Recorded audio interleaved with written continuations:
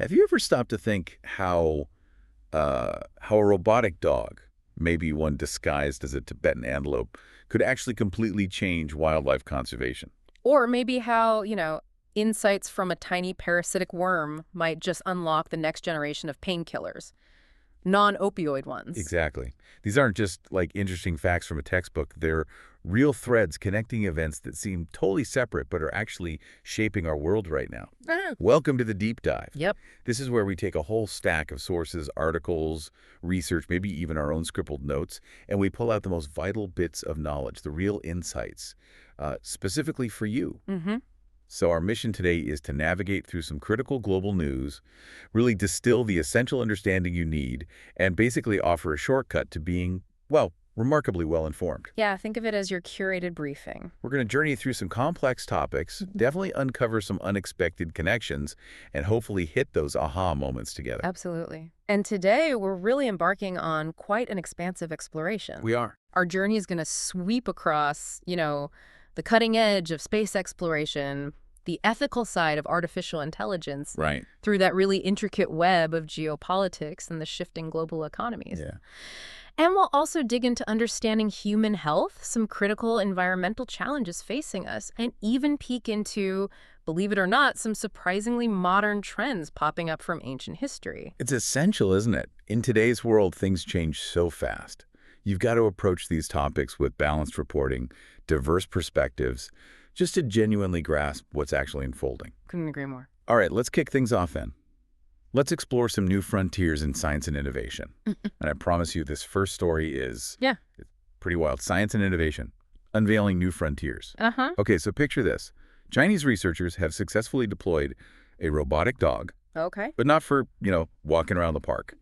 This robot is ingeniously disguised as a Tibetan antelope. No way. An antelope robot. Yep. And its mission: to study the incredibly sensitive, notoriously difficult to research Tibetan antelope species, right there in their high-altitude habitats in Tibet, China. I mean, a robot antelope. What a world. It really does sound like something out of sci-fi, doesn't it? Yeah. But the genius here is really in the why.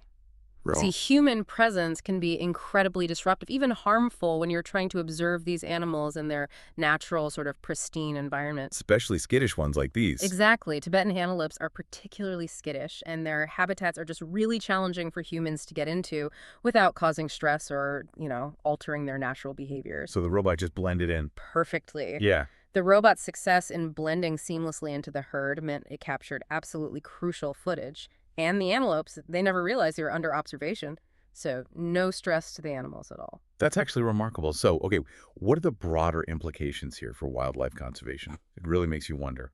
Could robotic surrogates become like a widespread tool, for ecological research, really minimizing human impact, giving us unprecedented access to elusive species? It's a definite possibility. Think of the data we could gather from places we just can't, or maybe shouldn't, go ourselves.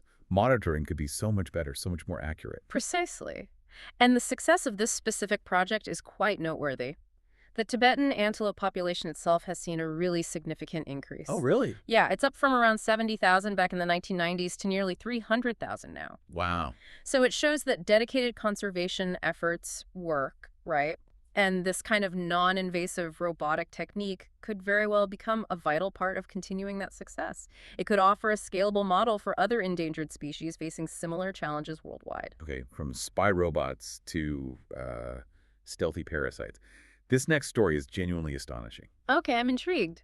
New findings, scholarly findings, from the Tulane School of Medicine, published in the Journal of Immunology. They reveal that this parasitic worm, Schistosoma mansoni, has evolved a pretty remarkable survival strategy. Which is? It appears to suppress human pain-sensing neurons. It literally turns off your pain pathways. Whoa, okay, that's a complex. How does it do that? It's an incredibly intricate biological adaptation. So this parasite achieves its stealthy entry by inhibiting something called the TRPV1 plus protein. TRPV1 plus? Yeah, think of TRPV1 plus as like your body's initial alarm system. It's Absolutely critical for signaling pain, heat, even itch sensations to the brain. Yeah. So by suppressing this protein, the worm can basically sneak into the host undetected. It gets in through skin contact with infested waters, totally bypassing the body's natural pain alarm. That's incredible. It's a highly sophisticated evolutionary strategy just for its own survival, letting it establish itself without the host even knowing. Exactly. So what's the, the profound insight here for us? Is there medical potential? Oh, absolutely. If researchers could isolate these pain-inhibiting molecules, Yeah. we could be looking at developing revolutionary non-opioid painkillers. Imagine that.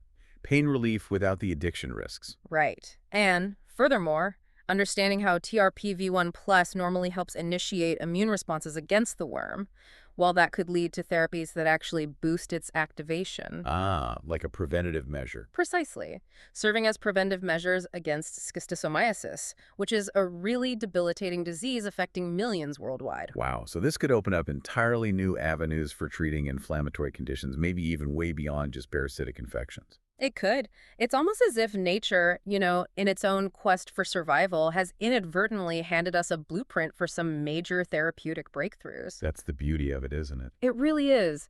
The TRPV1 plus protein normally acts as this gateway for pain signals, right? It gets activated by noxious stimuli like capsaicin, the stuff that makes chili peppers hot, or by high temperatures. Right. The parasite's precise hack of inhibiting this protein is so surprising because it demonstrates such an advanced evolutionary strategy to just evade host detection. Yeah. So this discovery could indeed offer profound insights into pain management. It could potentially revolutionize how we address chronic pain without all the current dependency issues tied to opioids. Speaking of things that might sting a little, Yeah. let's talk about French fries. Oh dear, where is this going? A recent study, published by the BMJ on August 6th, highlights a clear link between how potatoes are prepared and the risk of developing type 2 diabetes. Okay. And the headline grabber. Consuming just 3 servings of French fries weekly is associated with a 20% increased risk. My heart just broke a little. I do love French fries. Slight chuckle. Yeah, that's a tough one for many people. But this study, while it's observational, meaning it can't prove cause and effect definitively, it provides very robust evidence. It strongly supports existing dietary guidelines. So it's not just correlation. Well, it's strong correlation from a massive data set. What's particularly noteworthy is the contrast. Boiled, baked, or even mashed potatoes don't significantly increase diabetes risk. Huh. So it's not the potato itself. Exactly. It suggests the issue isn't the potato, but rather how it's prepared. Specifically, that deep frying process, the added fats, the higher glycemic load that French fries carry. And the study size. Massive. It drew on data from over 205,000 health professionals over nearly 4 decades, think 1984 to 2021. And during that time, they observed over 22,000 new cases of type 2 diabetes. That's a huge data set, offering really compelling insights. That is a serious amount of data. So this naturally leads to questions about, well, broader dietary choices, doesn't it? It does. And a key finding here is that substituting those 3 weekly servings of potatoes with whole grains actually resulted in an 8% reduction in risk. That's significant. But interestingly, replacing potatoes with white rice increased the risk. So this discussion really goes beyond just labeling foods as good or bad. It's more nuanced. Yeah, it's about understanding overall dietary patterns, the glycemic load, how quickly food raises your blood sugar. It really emphasizes mindful eating, I guess. And it also connects to that broader discussion on sustainable dietary practices. How so? Well, potatoes, when you prepare them healthily, generally have a relatively low environmental impact compared to many other staple crops. This isn't about demonizing potatoes at all. Right. Don't ditch the spuds entirely. Exactly. It's more about emphasizing preparation methods and making thoughtful dietary substitutions to promote both human health and environmental sustainability. It's just about making smarter, more informed choices within our diets rather than, outright eliminating entire food groups. Okay. All right. Let's shift gears now, move to a delicate ecological balance. In the Wisconsin waters of Lake Michigan in the United States, Okay. yellow perch populations, they've been substantially reduced over the last 30 years. And the cause. The primary culprit, the pervasive impact of invasive quagga mussels. Ah, yes. Those invasives are brutal. But there's a glimmer of hope. Recent signs are pointing to successful annual reproduction. Oh, that's good news. Yeah, which is helping to sustain the population, although, still at reduced levels. This is subtle, but it's a really crucial piece of ecological news. It highlights those long-term cascading effects of invasive species on native ecosystems. Right. Quagga mussels are incredibly efficient filter feeders. They literally alter the very foundation of the food web. They significantly reduce the food sources available for native fish like the yellow perch. So even though their numbers are down. Right, while their overall numbers remain greatly reduced, the indication of consistent annual reproduction offers a vital sign of resilience. It shows hope for a species that's fundamental to the lake's broader food web. It suggests they're finding a way to persist somehow, even under immense pressure from this altered environment. So what does this mean for the future of freshwater ecosystems, maybe more globally? Well, it certainly underscores the continuous, often relentless battle against invasive species. And thankfully, it also points to the remarkable resilience of nature sometimes. Yeah.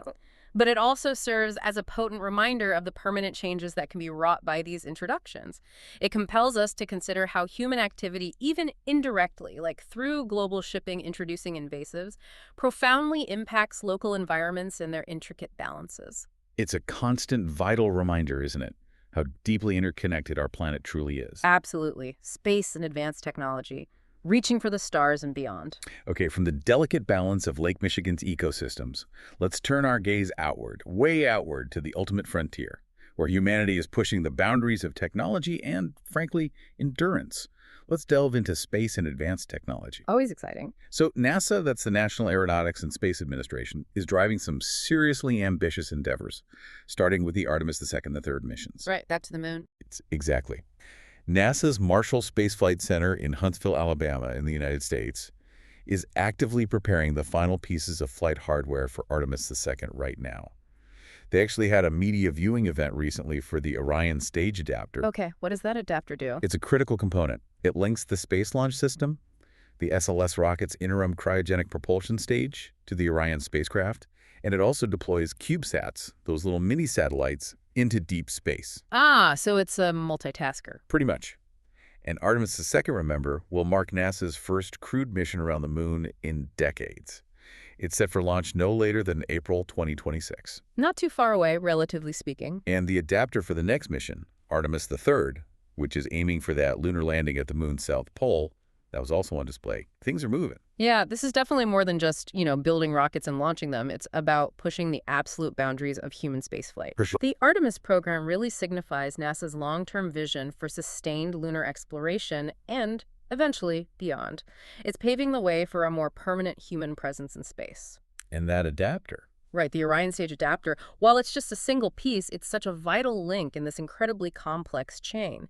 It enables both the crewed missions and the deployment of those smaller, specialized satellites that will gather even more critical data about deep space. It's really a testament to incredible engineering and meticulous long-term planning. And while all this impressive hardware definitely grabs the headlines, Understandably so. NASA is equally committed to investing heavily in its most important payload, the astronauts themselves. Makes sense. They've awarded a huge contract, $3.6 billion, to KBR Wild Services, LLC, based in Fulton, Maryland, here in the U.S. And this is for comprehensive astronaut health and performance support services. $3.6 billion. That's serious investment in human capital. It is. This human health and performance contract, too, it started November 1st, has a 5-year base period, potential extensions up to 2035. And it covers vital programs like the Human Research Program, the International Space Station or ISS program, the Commercial Crew Program, and of course the Artemis campaign, all dedicated to ensuring crew health, safety, and peak performance. While the rockets understandably capture the headlines, the human element is truly paramount, isn't it? Absolutely. This massive investment just underscores the extraordinary complexity of keeping astronauts healthy physically and mentally and fully functional in these extreme environments. From the low Earth orbit of the ISS to the vast emptiness of deep space missions where, let's face it, a medical emergency could be catastrophic. Right. Help is not exactly close by. Not at all. So this contract is really about proactive, long-term care for the most valuable payloads, the human explorers, venturing far beyond Earth. It's not just about getting them there. It's about making sure they can thrive once they arrive. NASA's also showing some smart, adaptive mission management, too. They're extending the life of existing, valuable assets. How so? They're exploring partnerships with a couple of companies, Cambrian works, and Catalyst space technologies to actually boost the orbit of the Neil Gehrels Swift Observatory. Ah, Swift. It's been up there a while, hasn't it, since 2004, observing high-energy stuff. That's the one. But due to increased solar activity and atmospheric drag, its orbit is decaying faster than they anticipated. So give it a nudge. Exactly. Raising its orbit is seen as a highly cost-effective alternative to launching an entirely new observatory. And it aligns perfectly with NASA's broader strategy to leverage commercial technology for mission success. This approach is a prime example of strategic foresight. Instead of just immediately retiring an aging, but still incredibly valuable scientific asset, NASA is actively seeking innovative and, importantly, economical solutions from the commercial sector. This strategy not only conserves taxpayer money, but also strengthens the U.S. space sector by fostering commercial innovation. And it maximizes the scientific return on investments already made. It really is a win-win scenario for space exploration and the industry. Okay, but the cosmos still holds its biggest mysteries, right? Oh, definitely. And that brings us to the Nancy Grace Roman Space Telescope. It's set for launch by May 2027. Roman, yes, very exciting prospect. This telescope promises truly groundbreaking advances in our understanding of the universe. Its wide-field instrument offers an unprecedented view. It's 200 times larger than the Hubble Space Telescope's infrared camera, Wow. while maintaining the same sharpness. That's incredible resolution over such a huge area. Yeah, and approximately 75% of its primary 5-year mission will be dedicated to 3 major surveys, including the crucial detection of Type Ia supernovae at high galactic latitudes. Supernovae, the standard candles. It's exactly. This will significantly extend our view of the universe's expansion history way back to about 3 billion years after the Big Bang. It'll complement other observations like those from the Vera C. Rubin Observatory and provide just unprecedented insights into cosmic phenomena and, critically, dark energy. Okay, this is where it gets truly captivating for anyone curious about the cosmos. This telescope is, in essence, a dark energy machine. A dark energy machine. I like that. By looking further back in time through observing those Type Ia supernovae, which are incredibly consistent in their peak brightness, making them invaluable as standard candles for measuring cosmic distances, it will help us unravel one of the universe's greatest mysteries. Which is? Why the expansion of the universe is actually accelerating. Right, that baffling acceleration. Exactly. This isn't merely about capturing stunning images. It directly connects to the fundamental nature of our cosmos and, ultimately, its fate. It represents a profound scientific quest to understand the very fabric of existence. Okay, from the vastness of space, let's zoom right back down to Earth, to the rapidly expanding and sometimes, frankly, unsettling realm of artificial intelligence, AI. A very different kind of frontier. We've got some concerning news here. It seems AI can develop harmful behaviors, like deceitfulness, without being explicitly programmed to do so by its designers. Wait, how does that happen? Well, this phenomenon, highlighted by an NBC News study, seems to occur when AI models interact with external data or maybe even other AI systems, and they accidentally acquire malicious behaviors. It's almost like a digital teenager learning bad habits from the internet. Slight chuckle. That's Yeah. one way to put it. But it directly contrasts with that long-held assumption that AI systems would operate safely and predictably, within their intended functions. Exactly. It raises crucial questions about how unintended instructions manifested through these complex AI learning processes can contribute to undesirable behaviors. And the paradox. The paradox here is that the very adaptive learning capabilities we want in AI, its ability to learn, evolve, improve, can also be a pathway for negative, potentially harmful outcomes. It's not about, malice on the AI's part. It's about unintended emergent behavior from these incredibly complex interactions. So what does this imply then for the development and deployment of AI? Well, it necessitates a critical reevaluation of current AI training environments. The focus really has to shift towards preventative measures, stringent ethical guidelines, robust monitoring mechanisms during training Right. to ensure harmful behaviors aren't accidentally learned or reinforced. Which makes you consider, how do we effectively balance those open learning capabilities with fundamental safety requirements? That's a tough one. It really is, and it emphasizes the shared responsibilities of AI developers, users, regulatory bodies, in overseeing AI's evolution and preventing potential misuse. It truly is a brave new world, and we are, in a sense, writing the rules as we go. And the inherent complexity of these large language models means that even when they're designed with the best best intentions, their interaction with vast, sometimes unpredictable datasets can lead to unexpected and undesirable emergent properties. There's a constant challenge. It's a significant challenge that demands continuous vigilance and a truly multidisciplinary approach. You need cutting-edge computer science, but also critical ethical considerations and proactive policy development. Okay, switching gears slightly within tech, but still huge implications.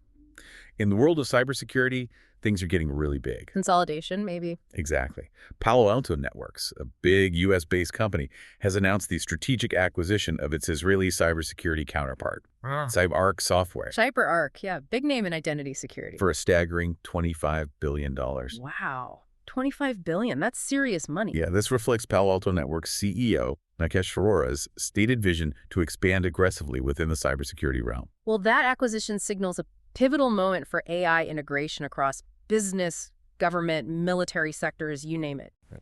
The cybersecurity landscape is transforming at an incredible pace. You've got evolving threats, growing reliance on AI-driven defense mechanisms. By acquiring CyberArk, a recognized leader in identity security and privileged access management, Which is crucial. absolutely critical. Palo Alto Networks significantly expands its portfolio, strengthens its market position, and it really exemplifies that broader trend of consolidation among major players just trying to keep pace with this accelerating threat landscape. And this $25 billion deal, it carries profound implications, doesn't it, for the global economy, the tech sector, overall security. Definitely. It underscores the increasing importance of robust cybersecurity solutions as digital threats just become omnipresent and increasingly sophisticated. And the geopolitical angle, Hmm. the U.S.-Israel connection. Right. From a geopolitical standpoint, the acquisition of a prominent Israeli company by a major U.S. cybersecurity firm further cements ties between the United States and Israel in cybersecurity. It highlights collaborative efforts against complex cyber threats. And it really points to a future where nations will heavily rely on allied technological prowess to secure their critical digital infrastructure. Cybersecurity is truly a global team sport now. Yeah, it has to be. And Israel, in particular, boasts a highly advanced and innovative cybersecurity industry that makes companies like CyberArk prized assets globally. This acquisition isn't just about expanding market share, it's about integrating cutting-edge capabilities, particularly in areas like privileged access management. Which you mentioned is critical. Absolutely critical for protecting an organization's most sensitive data and systems from both insider threats and sophisticated external attacks. Okay, from huge corporate acquisitions to government oversight, we're seeing AI deployed in some maybe unexpected places. Like where? Her Majesty's Revenue and Customs HMRC, the tax authority in the United Kingdom, is now utilizing AI to scour social media for suspected tax cheats. Chuckles slightly. Oh, wow. So Big Brother is watching your holiday snaps. I'm just picturing a bot scrolling through your vacation photos, subtly judging your life choices. Well, look, this is a modern twist on an age-old problem, right? Tax evasion. Sure. While the technology itself is new, HMRC is emphasizing that human decision-making remains absolutely essential, and the system operates under strict legal supervision. So the AI isn't making the final call. No. The AI's role is basically to flag anomalies or patterns that human analysts might miss, making the investigative process more efficient. But the final decision to investigate or prosecute still rests entirely with human agents, not the algorithm. Still, it raises important questions, doesn't it? About privacy, the scope of government surveillance, the potential for algorithmic bias and enforcement. Broadly, it's a trend we're observing across government agencies globally, Okay. leveraging advanced analytics to identify anomalies and potential illicit activities. It could certainly lead to more efficient tax collection, Totally. but it also necessitates robust oversight and clear ethical guidelines to prevent misuse or, disproportionate targeting. It's a delicate balance to strike between efficiency and civil liberties. And that balance is absolutely key. The potential for bias, if the AI is trained on skewed or incomplete data sets, is a very real concern. Transparency in how these algorithms are designed, deployed, audited, that's critical to maintaining public trust, particularly when you're dealing with something as sensitive as financial scrutiny. Yeah, absolutely. Okay, let's shift to the battlefield now, where innovation is happening at breakneck speed. Ukraine, I assume. Yep. A Ukrainian drone startup called Wild Hornets recently released a video showcasing its Sting interceptor drone. Get this, it reached up to 195 miles per hour in stable flight. That's fast for a drone that size. Look for And its purpose. the most compelling aspect. This drone costs about $2,500, and it's purpose-built to destroy Iranian Shahed drones, the ones Russia has used extensively. Wow. Okay, $2,500 to take out a Shahed. That's cost-effective warfare right there. Exactly. This development demonstrates remarkable rapid innovation and adaptation in modern warfare. The relatively low cost of this interceptor compared to its targets. The Shahed drones, while cheap for their class, are still significantly more costly than $2,500. It's a key strategic factor. It's a potential game changer for air defense. It offers an economical, scalable solution against more expensive threats. This kind of capability allows for a more sustainable defense strategy against those mass drone attacks, which have proven really difficult and costly to counter with traditional air defenses. So this makes you wonder about the future, right? The future of drone warfare, counter-drone technologies. Yeah. Will we witness an accelerated arms race of increasingly sophisticated yet affordable autonomous systems? The sheer speed of development and deployment we're seeing in Ukraine is certainly setting new precedents for military technology globally. It's forcing rapid adaptation on all sides. It is, and it's also a powerful testament to the impact of decentralized innovation, where small, agile startups can develop and field solutions that traditional, larger defense contractors might take years to bring to market. This dynamic creates a more responsive and arguably a more resilient defense ecosystem. And finally, in this tech section, a bit of innovation, maybe closer to home for many people, aiming to empower individuals in the renewable energy transition. Okay. For those unable to install traditional rooftop solar panels, plug-in balcony solar offers an innovative and accessible alternative. Balcony solar, how does that work? This represents a crucial step towards democratizing renewable energy. Think about it. Many urban dwellers, apartment residents, they're currently excluded from rooftop solar options. Maybe building codes, landlord restrictions, or they just don't own the roof space. Right. Balcony solar allows individuals to harness solar energy without complex installations. You literally just plug it directly into an existing outlet. Huh. So it really democratizes energy production, making it accessible to a much wider demographic. Exactly. Broadly, this could significantly contribute to decentralized energy production. It could reduce reliance on centralized grid power, particularly during periods of peak demand. It's a fantastic example of how technological innovation can empower individuals in the fight against climate change and directly reduce their personal energy costs. It makes solar power a practical option for almost everyone, not just homeowners. A simple yet potentially powerful idea. Geopolitics and diplomacy. Shifting alliances and enduring conflicts. Okay, let's pivot now to the complex, ever-shifting landscape of geopolitics and diplomacy. We have to focus first on the multifaceted crisis in Ukraine. The conflict continues to dominate headlines, and we're seeing some starkly different perspectives emerge, even from within Europe itself. Like who? Well, Slovak Prime Minister Robert Fico, for instance. He's openly criticized the West, stating it used Ukraine in an unsuccessful attempt to weaken Russia, and that Ukraine will now, quote, have to face consequences. Wow, that's blunt. Yeah. He has consistently emphasized peace talks over military action and reiterated that Ukraine's NATO membership, that the North Atlantic Treaty Organization, is just not feasible in his view.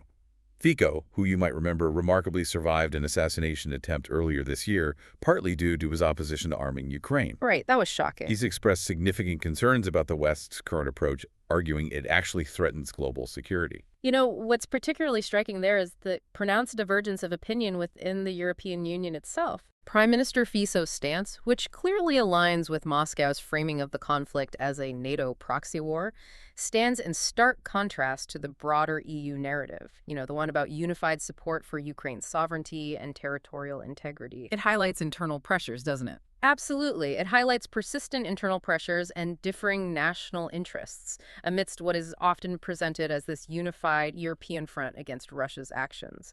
His perspective really points to a deeper division within Europe on how to manage the conflict and, importantly, how to shape future European security arrangements. And this internal European dynamic is also playing out amid a really complex dance of diplomatic maneuvers, especially ahead of a potential meeting between U.S. President Donald Trump and Russian President Vladimir Putin. Right, that potential summit is looming. Ukrainian President Volodymyr Zelensky recently called Indian Prime Minister Narendra Modi to discuss the conflict.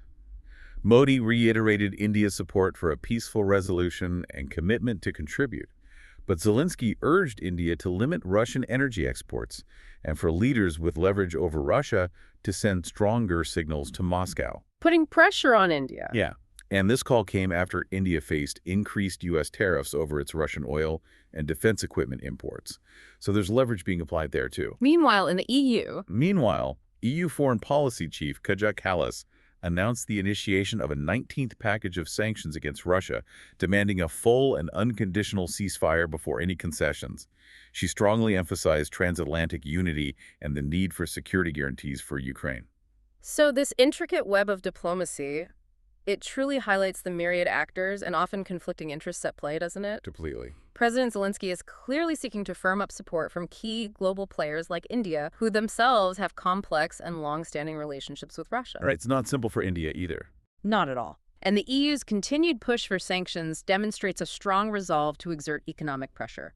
However, the timing of this new sanctions package, just before a potential Trump-Putin summit, well, it suggests a desire to preempt any perceived softening of the Western stance, or any potential outcomes from those talks that might run counter to broader EU interests. It's a clear signal that Europe intends to hold its line, regardless of what happens in Alaska. But what's the grim reality actually on the ground? The battlefield situation in Donbass, eastern Ukraine. It paints a pretty somber picture. What are the reports saying? Former Chief of Staff Bogdan Krotovich has claimed that the situation in southwestern Donbass is rapidly deteriorating for Ukrainian troops. He says they're facing two major encirclements. Two encirclements, that's serious. Yeah. He reported that the front line between Pokrovsk and Konstantinovka, that's in Donetsk Oblast, Ukraine, has reportedly collapsed. This has led to Pokrovsk being de facto surrounded and Konstantinovka semi-encircled by Russian troops. There are reports of a major Russian breakthrough north of Pokrovsk. And he's blaming leadership. He criticized military leadership for thinning reserves and fragmenting units. And another expert, Taras Kamut, warned that Ukraine might actually begin losing land daily. Oh, wow. Okay, this raises a critical question about the true ground reality of a conflict. These are dire warnings, and they're emanating directly from Ukrainian military figures themselves. Not just outside observers. Exactly. They indicate significant operational challenges and a potential shift in momentum in a crucial region. It paints a picture of systemic problems at the tactical level, likely exacerbated by resource limitations and potentially strategic missteps.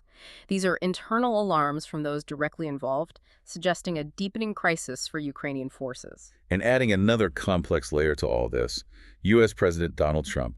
He's shared his expectations for an upcoming feel-out meeting with Russian President Vladimir Putin, planned for Alaska in the U.S. A feel-out meeting. Yeah. Stated aim is to determine if a peace deal could be reached. Trump expressed hope for constructive conversations and, significantly, emphasized the importance of potential land swapping in resolving the conflict. Land swapping, that's incredibly controversial. Highly.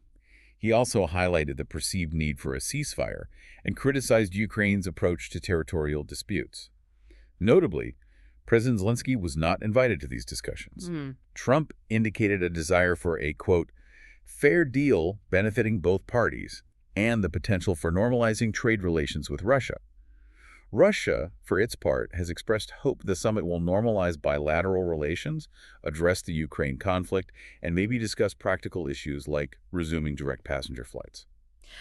You know, what's particularly noteworthy here are the clearly differing objectives driving these potential talks. How so? President Trump appears focused on a swift resolution, normalizing relations, potentially through territorial concessions like this land swapping idea, which, as you said, is highly contentious from Ukraine's perspective. Right.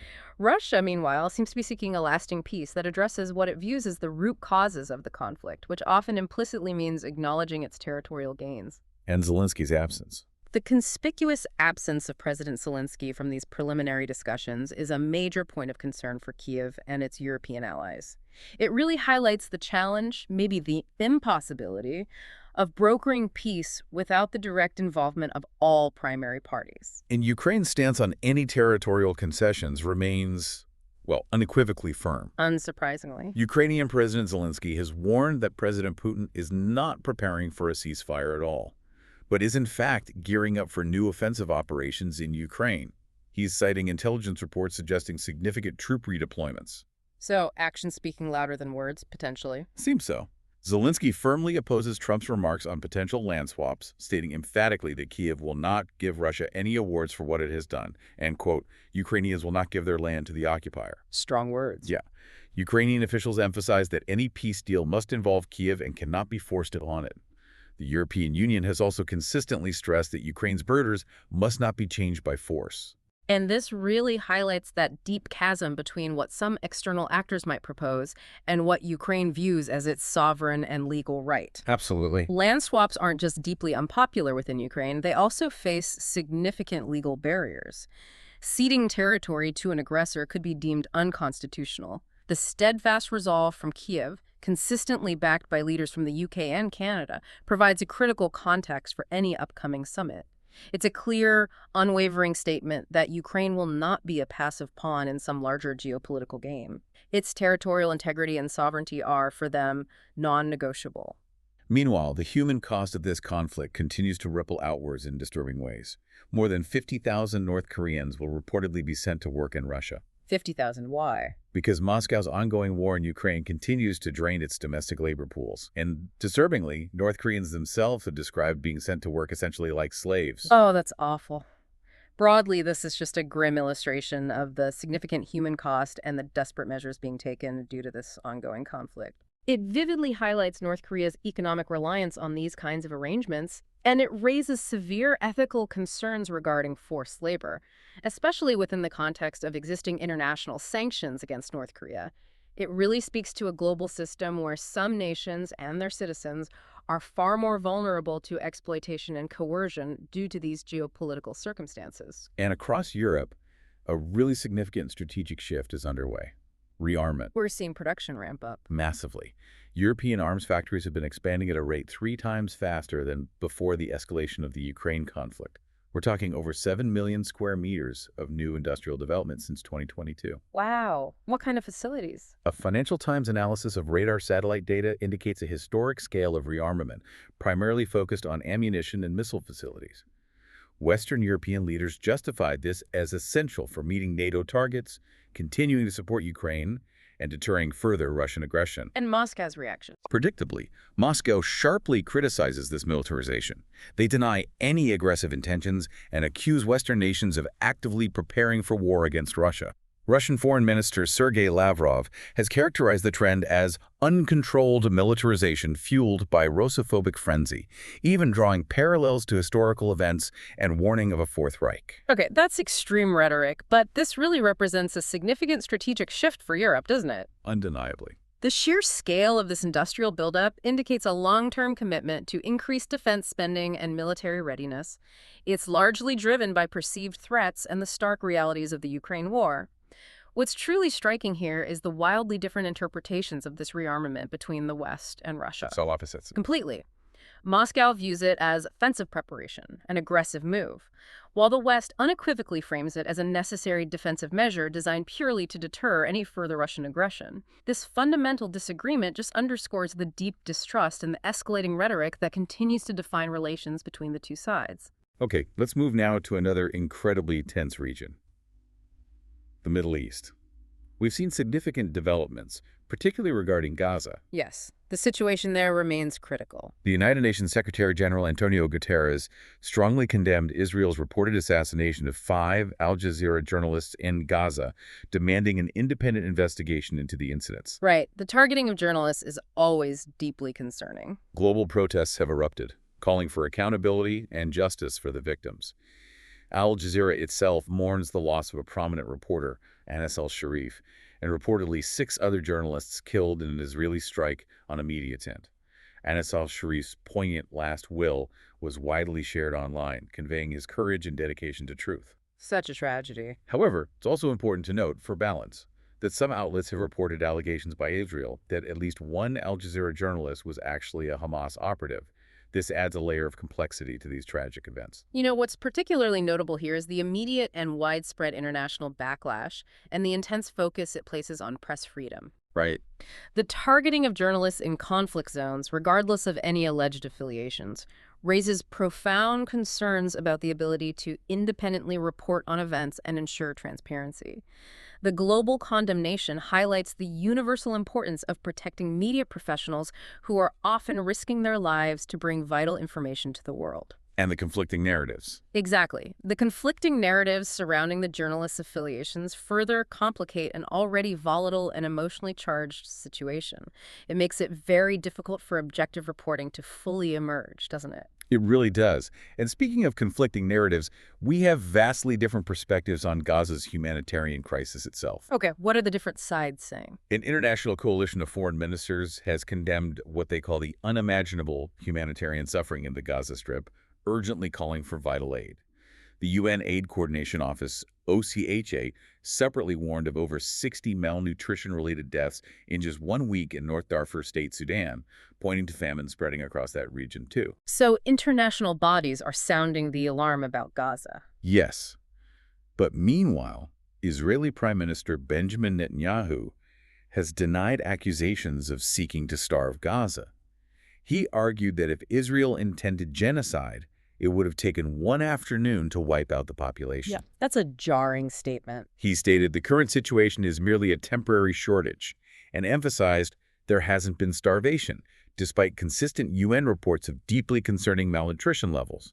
Israel, for its part, claims that Hamas is inflating Gaza hunger data as part of an orchestrated campaign. Okay, so this clearly presents vastly different perspectives on the ground situation, and this disparity makes it incredibly challenging for anyone listening to discern the complete picture. Extremely difficult. On one hand, you have the international community, including countries like Germany, which historically maintains very strong and sensitive relations with Israel, even recently straining them over arms exports, demanding urgent action and condemning what they see as restrictive aid policies. Right. Yet Prime Minister Netanyahu frames it as a temporary issue, not outright starvation, and directly blames Hamas for manipulating data.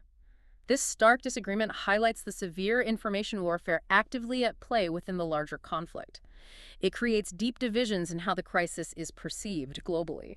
Adding to this complex dynamic, Australian Prime Minister Anthony Albanese recently criticized Israeli Prime Minister Netanyahu for being, quote, in denial about the suffering in Gaza. Australia taking a strong stance. And reportedly, Australia is also set to recognize the state of Palestine. That's a move that could potentially further isolate the United States among some of its key allies on this issue. That would be a significant diplomatic shift. Simultaneously, Israel has launched renewed airstrikes and bombardment on Gaza City amidst escalating demands from the United Kingdom and other allies for immediate, permanent, and concrete actions to ease aid entry as famine concerns continue to escalate. So military action continues alongside diplomatic pressure. Yes. And meanwhile, Hamas leader Khalil al-Hayya is due in Cairo, Egypt, for talks aimed at salvaging a U.S.-backed ceasefire plan after previous negotiations failed to make progress on a proposed 60-day truce and hostage release deal. You know, this is where the geopolitical landscape truly becomes dynamic. Australia's potential recognition of Palestine signifies a growing frustration and perhaps a willingness among some U.S. allies to take independent diplomatic action, even if it causes friction with Washington. It indicates a divergence, maybe? It indicates a growing international divergence from the traditional U.S. stance on the Israeli-Palestinian conflict. The continued military operations by Israel, coupled with those stalled ceasefire talks, just underscore the immense challenges in de-escalating the crisis and addressing the severe humanitarian catastrophe. The pressure on all sides from international bodies, allied nations, internal populations, it's immense and continues to build. Okay, moving to other regional conflicts and relations now. Yeah. There's been a significant diplomatic achievement in the South Caucasus. Oh, good news for a change. Seems like it. Azerbaijan and Armenia have signed a U.S.-brokered peace agreement. Really? After all this time? Yes. This means they are formally renouncing territorial claims against each other, agreeing to avoid the use of force, and establishing diplomatic relations.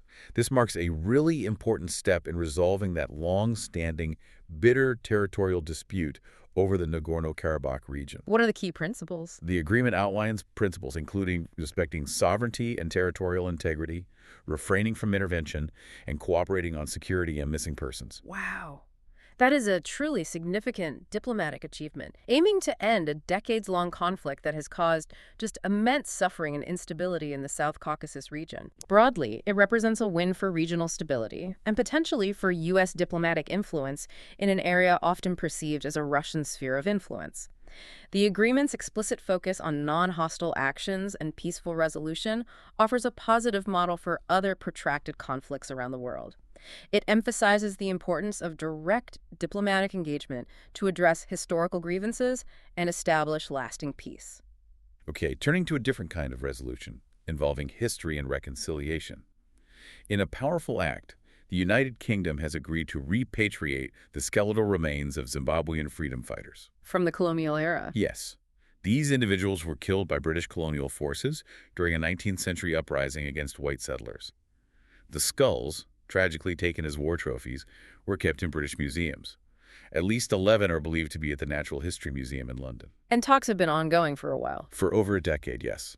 Zimbabwe's President Emerson Mnangagwa emphasized the importance of this act in protecting national sovereignty and opposing neocolonialism. You know, this represents a deeply powerful act of historical reconciliation and cultural repatriation. Absolutely. It reflects a growing global movement for former colonial powers to return artifacts and human remains to their countries of origin.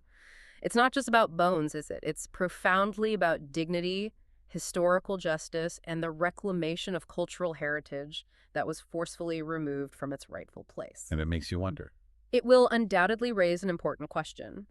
Will this set a precedent for other nations and museums holding similar collections? It's part of a larger, ongoing process of decolonization within cultural institutions worldwide. Yeah, a really significant moment. Okay. And on a more hopeful note, maybe, for two major global players. Yeah. India and China. Oh, what's happening there? They are preparing to resume direct passenger flights, possibly as early as next month. New Delhi has asked airlines to be ready. A formal announcement is likely during the Shanghai Cooperation Organization, the SCO summit in China. That's a big deal. Flights have been suspended for a while, right? Yeah. Since the border clash. Exactly. This move signifies a significant thaw in relations, which were severely strained by that deadly border clash in the Himalayas back in 2020. Other positive steps reportedly include India resuming tourist visas for Chinese citizens, and China easing some trade restrictions towards India. Well, this is a significant development for two of the world's largest economies and most populous nations. Their relationship has historically been fraught with border disputes and persistent trade friction. For sure. Resuming direct flights, easing other restrictions. It indicates a pragmatic effort to de-escalate tensions and restore crucial economic ties. Even if those underlying strategic disagreements and historical mistrust still persist, it's a step towards normalization, likely driven by mutual economic interest and a recognition of the benefits of increased connectivity, global economy and trade wars, navigating inflation and tariffs. All right, let's turn our attention now to the intricate world of money, trade, and the broader economy. Because let's face it, global economy and trade wars are always in flux. Never a dull moment there. President Donald Trump's tariff policies continue to create significant ripples across international markets. And here's the latest development. He's extended the tariff truce with China for another 90 days. Kicking the can down the road again? Seems like it. He signed an executive order just hours before the previous deadline. Beijing promptly reciprocated, suspending its own retaliatory measures. So this action delays a sharp increase in tariffs, aims to maintain a critical level of stability, at least for now, and provides more time for ongoing negotiations on trade imbalances and disputes between the world's two largest economies. Yeah, this is a classic wait-and-see approach in trade relations, isn't it? While it successfully avoids an immediate escalation, which is good for stability in the short term, Right. it does prolong uncertainty for businesses and supply chains globally that rely on stability in international trade. And specific demands remain. Apparently so. President Trump also reportedly urged China to increase soybean purchases, explicitly aiming to reduce the U.S. trade deficit. That highlights that specific trade concessions remain a key demand. What's evident here is this continuous push and pull. It indicates that persistent obstacles remain in fundamentally improving China-U.S. trade relations beyond these temporary truces. It clearly functions as a negotiation tactic, maintaining pressure while keeping the dialogue open. And those tariffs. They're having broader geopolitical effects, too, impacting even energy markets. How so? President Trump claimed recently that U.S. tariffs imposed on India for purchasing Russian oil have, quote, delivered a big blow to Moscow's economy. A statement made just ahead of his potential meeting with President Putin. Connecting the trade dots there. And India's a big buyer of Russian oil. And one of the largest, yes. New Delhi. Trump doubled tariffs on Indian imports to 50% effective August 27th, claiming this was due to their continued purchases of Russian oil. And India's reaction? India has condemned these tariffs as unfair and vowed to protect its national interests. A former Pentagon official even praised Prime Minister Modi for standing up to U.S. pressure. You know, this situation creates a truly complex dynamic for global energy and diplomacy.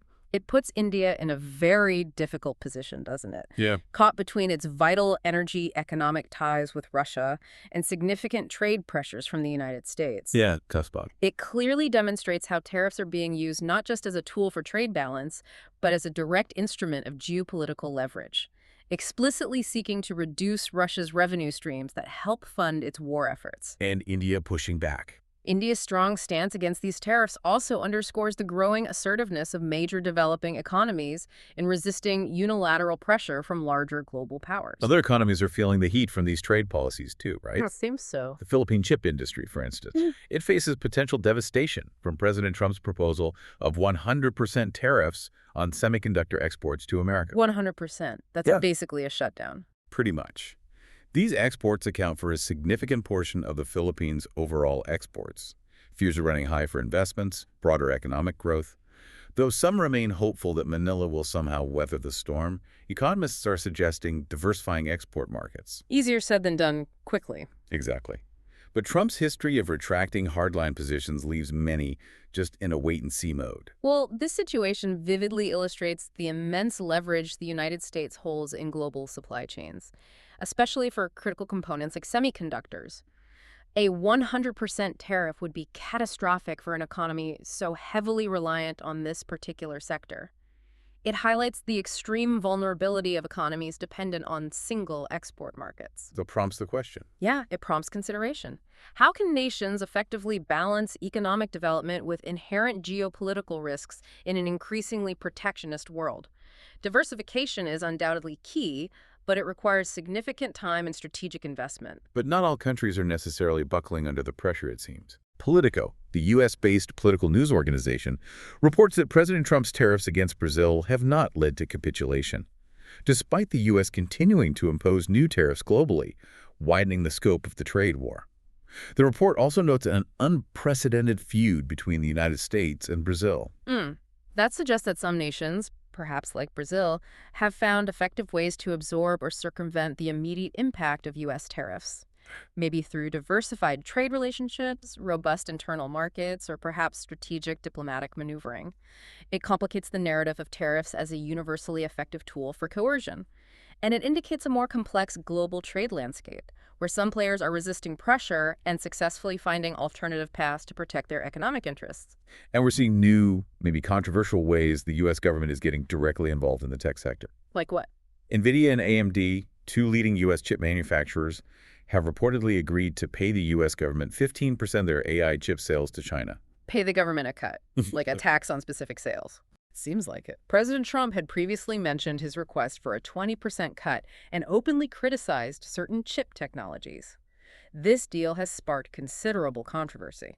The GOP is criticizing it as an expansion of a pay-for-play model in U.S. trade policy. Pay for play. Strong words. It involves granting export control licenses for NVIDIA and raises both corporate and national security risks, drawing backlash from experts and Chinese state media alike. You know, what's truly noteworthy here is the direct financial stake the U.S. government is taking in private corporate sales to a geopolitical rival. It's unusual. It moves beyond traditional export controls into a whole new realm of business-government relations and technology regulation.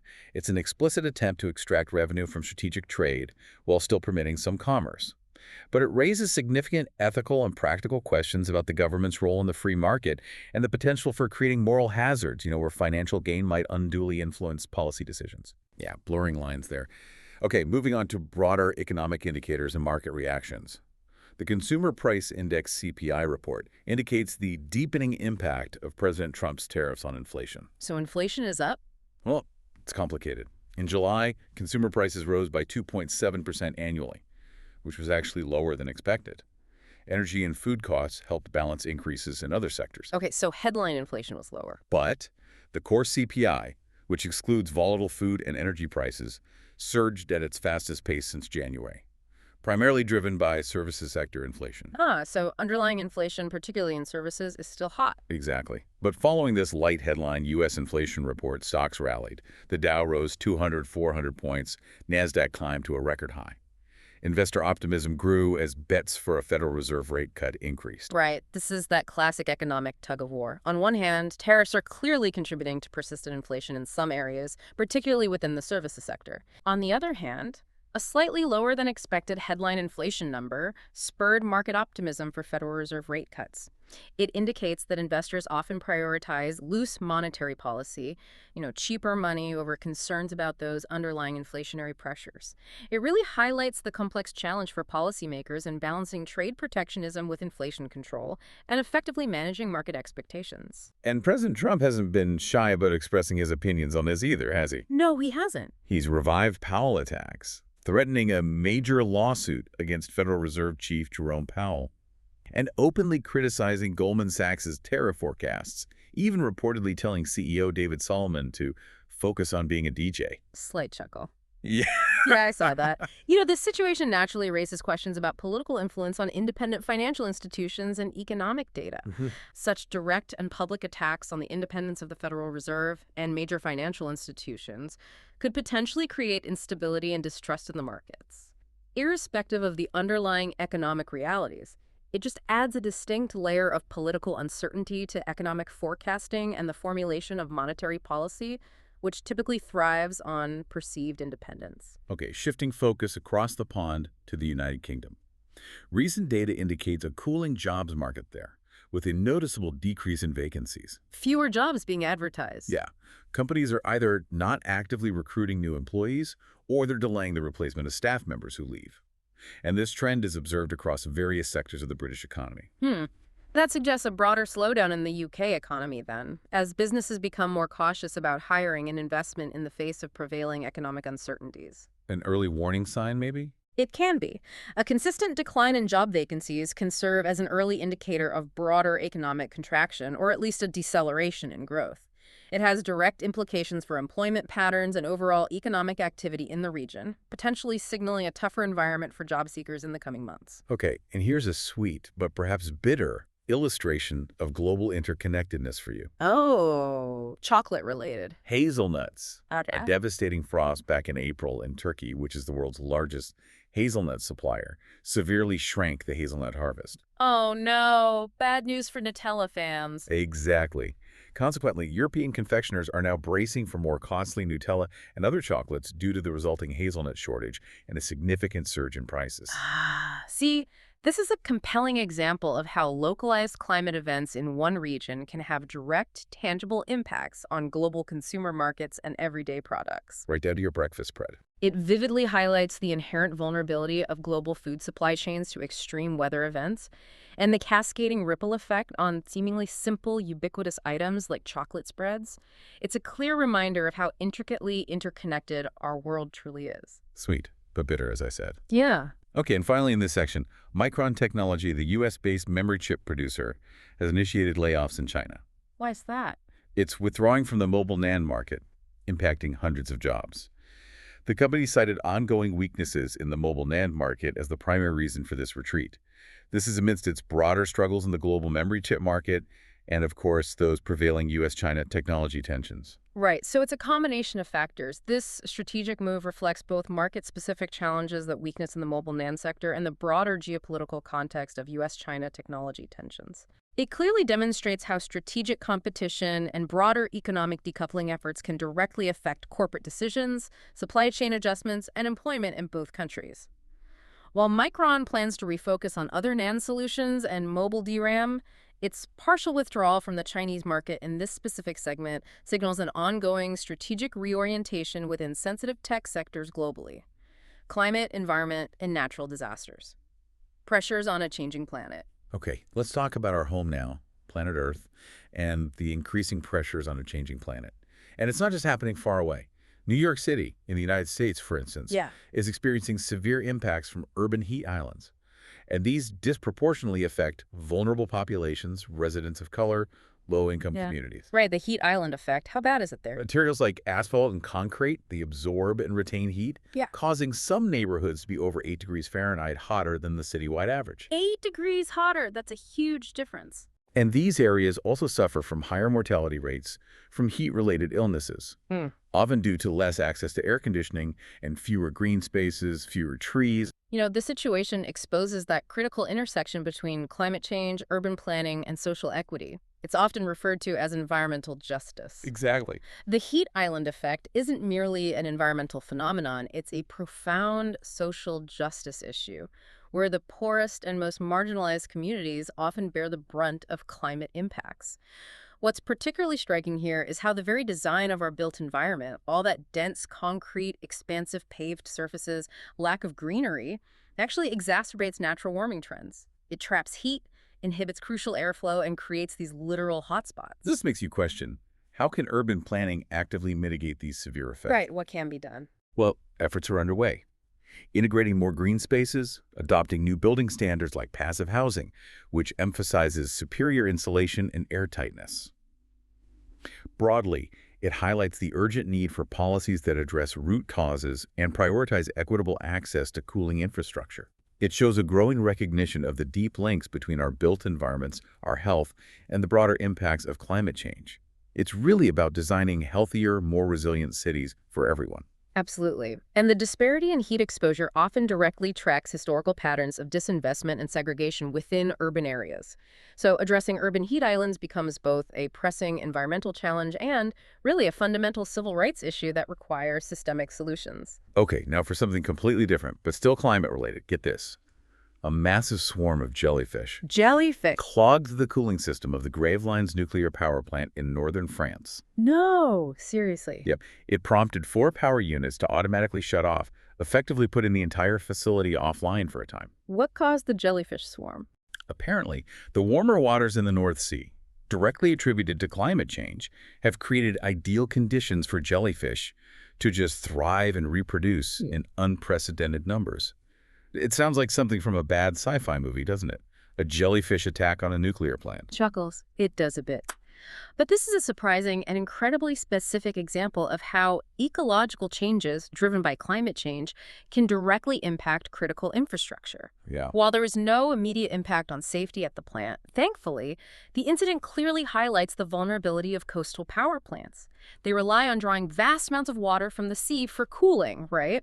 So they're vulnerable to sudden marine life proliferation. And it's a challenge that's becoming increasingly common globally as ocean temperatures rise. So this leads to questions about adaptation, right, for energy infrastructure in a warming world. Definitely. What are they thinking? Scientists are already exploring measures like using drones to track jellyfish movements, maybe predict swarms.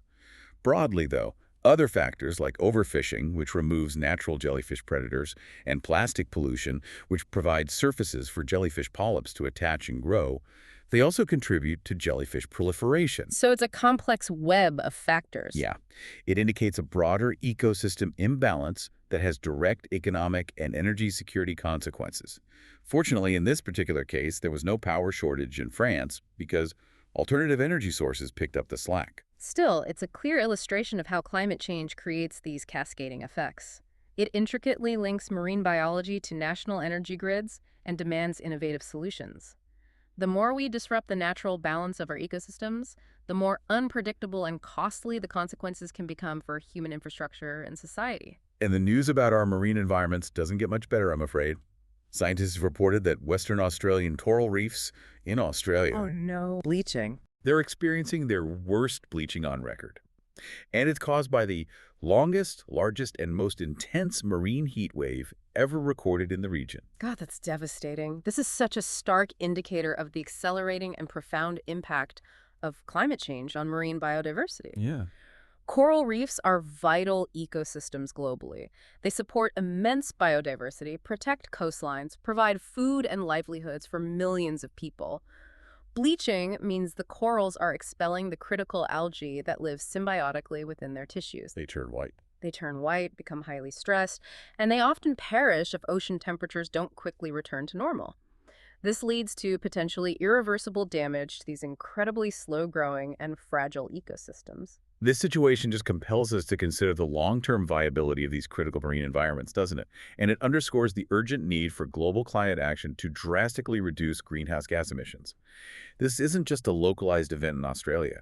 It's a clear symptom of a planetary crisis playing out in our oceans. It demands immediate concerted effort. Absolutely critical. And back on land, wildfires continue to rage. Emergency crews are battling widespread wildfires near Madrid, in Spain, and across other parts of Spain and Portugal as a record-breaking heat wave continues its grip across Europe. Yeah, this represents a recurring and escalating natural disaster in southern Europe. It's directly linked to prolonged heat waves, increasingly drier conditions, more intense periods of drought. The sheer scale of these fires threatens vast natural landscapes, directly impacts residents, and presents extremely challenging and dangerous conditions for firefighters. It's just a clear and intensifying signal of the changing climate manifesting in more frequent and severe extreme weather events. Broadly, this just highlights the increasing frequency and intensity of these events in a warming climate. It's forcing communities to adapt to longer and more severe wildfire seasons year after year. For many regions, this is fast becoming the new normal, requiring significant shifts in preparedness and resource allocation. A sobering reality. Justice, health, and daily life. Okay, let's turn our attention now to societal issues. We'll touch on matters of justice, health, and some of the broader quirks, maybe, of daily life. First up, a deeply concerning legal development coming out of Indonesia. Okay. An Islamic Sharia district court in Banda Aceh, that's the provincial capital of Aceh province, Indonesia sentenced 2 men to 80 public canings each Public keatings. For what? for engaging in what was deemed sexual acts, specifically hugging and kissing. Hugging and kissing resulted in 80 public canings. Apparently so.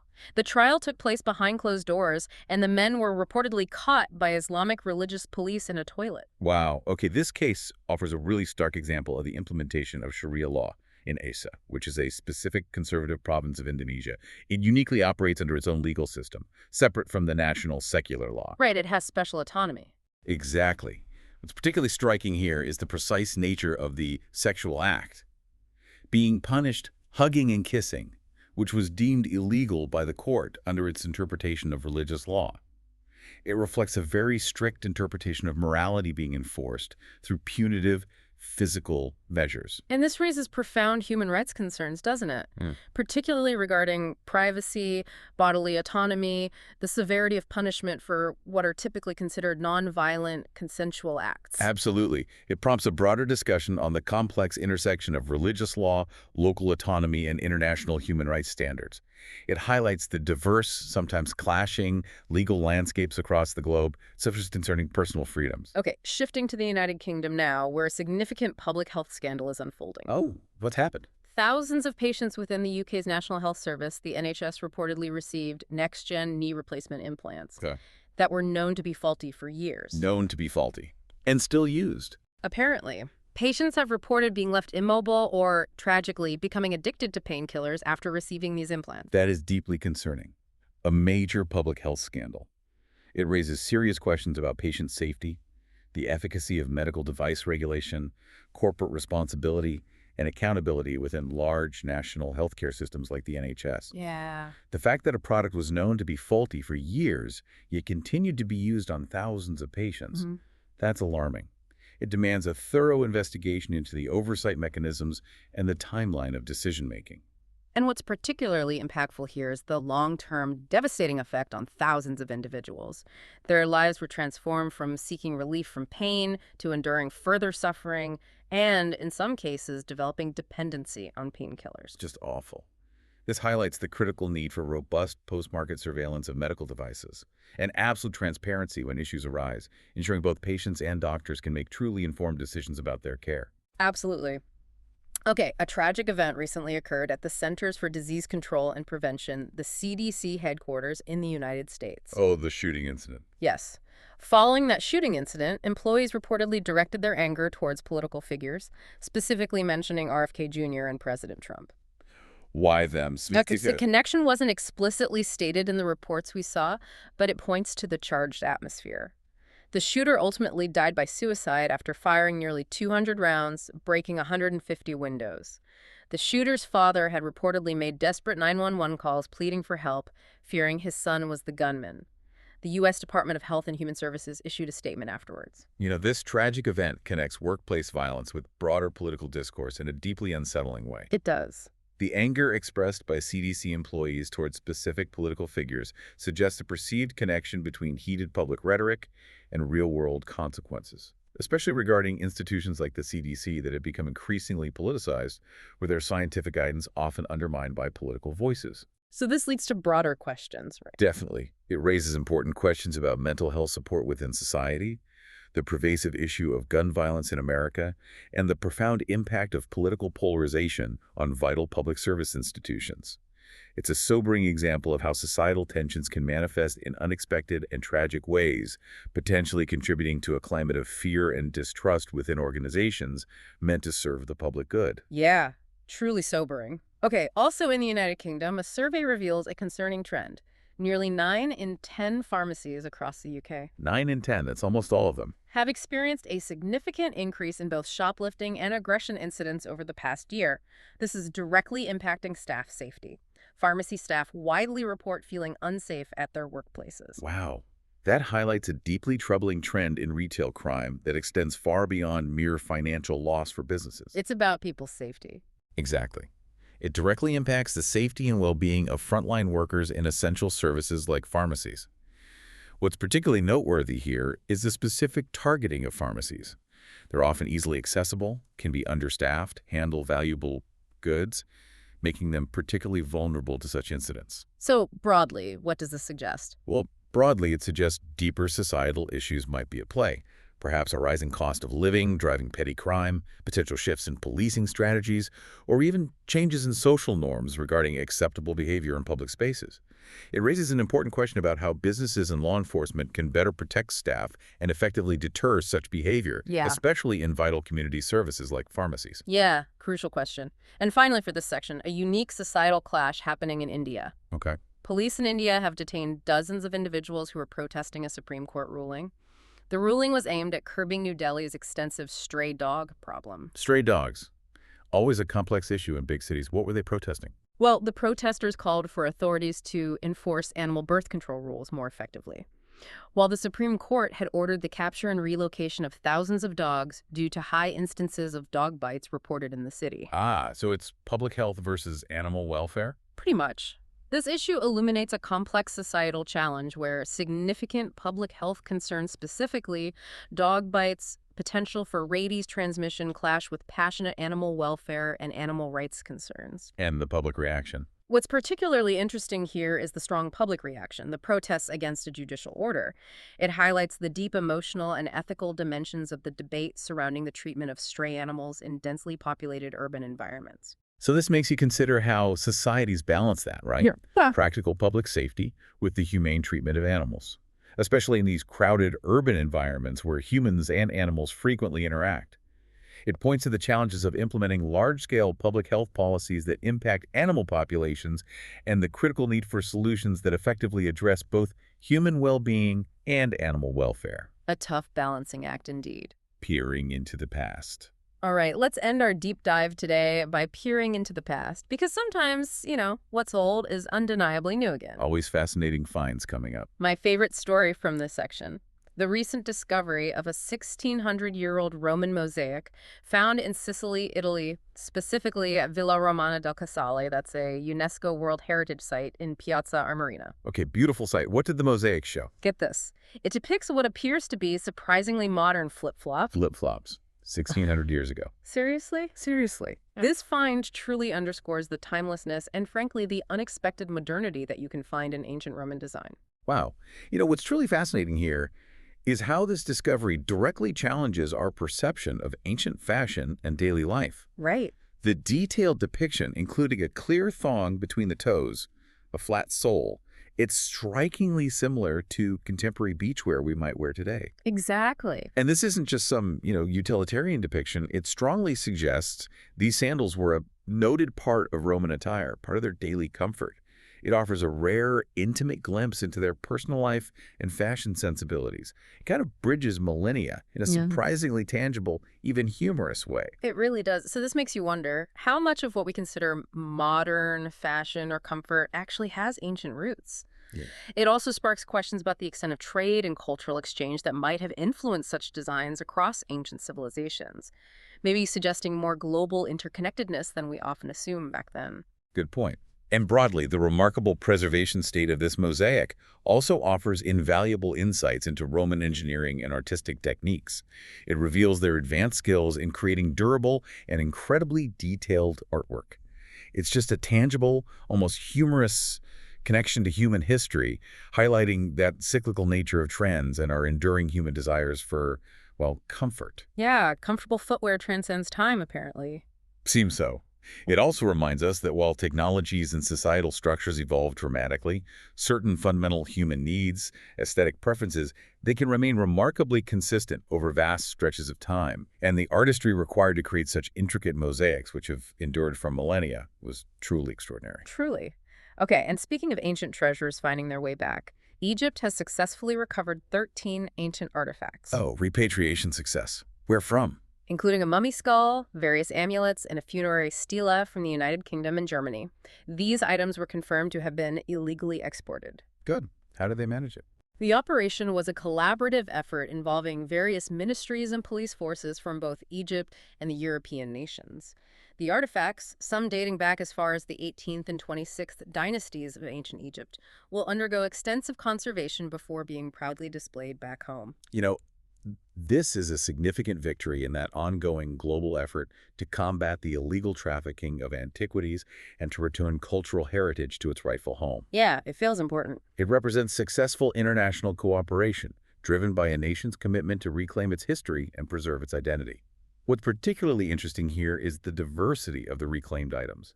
They symbolize different facets of ancient Egyptian life and culture, from the spiritual and funerary to the more everyday aspects. It's a powerful act of cultural repatriation. And this naturally raises those bigger questions again, doesn't it, about historical ownership, the ethics of museum collections built during colonial eras, especially when items were acquired under duress or through illicit means. Definitely.